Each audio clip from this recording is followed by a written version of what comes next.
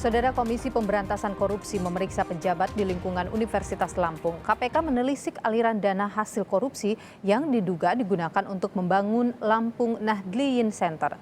Sebanyak 11 orang saksi mulai dari jajaran rektorat, dekan, dan dosen Unila diperiksa penyidik KPK selama 6 jam.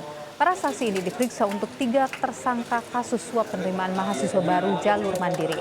Salah satu tersangka adalah mantan rektor Unila, Karomani, yang juga telah ditahan KPK. Selain mendalami soal suap mantan rektor Unila, penyidik KPK juga menelisik dugaan aliran dana korupsi pembangunan Lampung Nahdliyin Center. Fokus pada yang dilakukan oleh Pak Karomani tentang Lampung Nahdliyin Center. Apakah saya terlibat? Apakah saya diperintah oleh Pak Rektor untuk mencari dana dan sebagainya? Saya bilang kalau memang tidak dilibatkan, ya tidak. Sebelumnya, Saudara, pada bulan Agustus lalu KPK menetapkan mantan Rektor Unila, Karomani, jadi tersangka kasus dugaan suap dan gratifikasi penerimaan mahasiswa baru jalur mandiri Unila. Tak hanya Karomani, 3 orang lain mulai dari wakil rektor, ketua senat, dan seorang pihak swasta juga jadi tersangka. Karomani diduga menyeleksi secara personal dan aktif menentukan kelulusan calon mahasiswa baru tergantung kesanggupan orang tua mahasiswa. Diduga Karomani menerima suap hingga 5 miliar rupiah. Dan Saudara, bagaimana perkembangan penyidikan kasus suap penerimaan mahasiswa baru yang melibatkan mantan rektor Unila? Kita tanyakan pada jurnalis Kompas TV ada Rian Winarta di Lampung. Rian, selamat siang. Setelah kemarin memeriksa 11 saksi, apakah ada pemeriksaan lanjutan yang diperiksa hari ini? Iya, Nilo dan Saudara, Komisi Pemberantasan Korupsi atau KPK RI masih terus mendalami dan melakukan penyidikan terkait kasus suap dan gratifikasi atas penerimaan mahasiswa baru jalur mandiri Universitas Lampung yang menyeret tersangka mantan Rektor Karomani, mantan Wakil Rektor 1 Heriandi, dan juga mantan Ketua Senat M. Basri, serta 1 pihak swasta yang merupakan pemberi suap atas nama Andi Destiandi.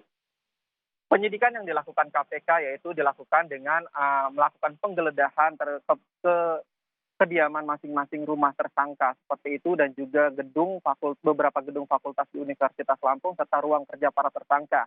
Dari penggeledahan ini KPK menyita barang bukti berupa sejumlah koper berisikan berkas dan dokumen, komputer, dan juga uang tunai. Selain itu, Komisi Pemberantasan Korupsi juga melakukan pemeriksaan terhadap sejumlah saksi, diantaranya bila melihat kemarin, Rabu kemarin ada 11 orang saksi pejabat Unila yang diperiksa KPK, dan hari ini ada total 9 orang saksi yang juga turut diperiksa oleh KPK di Mapolresta Bandar Lampung. Total ada sekitar 25 orang saksi pejabat Unila yang terdiri dari wakil rektor, dekan, dan juga dosen, serta orang-orang yang dinilai memiliki kedekatan dengan para tersangka yang telah dilakukan pemeriksaan oleh KPK.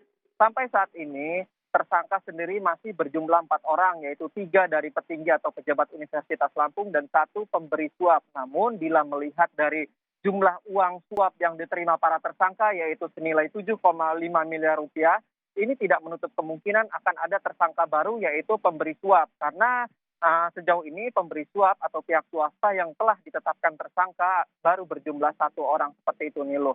Baik, kemarin 11 orang diperiksa, hari ini Anda sebutkan tadi ada 9 orang saksi ya, tambahan yang kemudian diperiksa. Apa sebenarnya yang digali oleh penyidik KPK dari keterangan para saksi ini, Rian?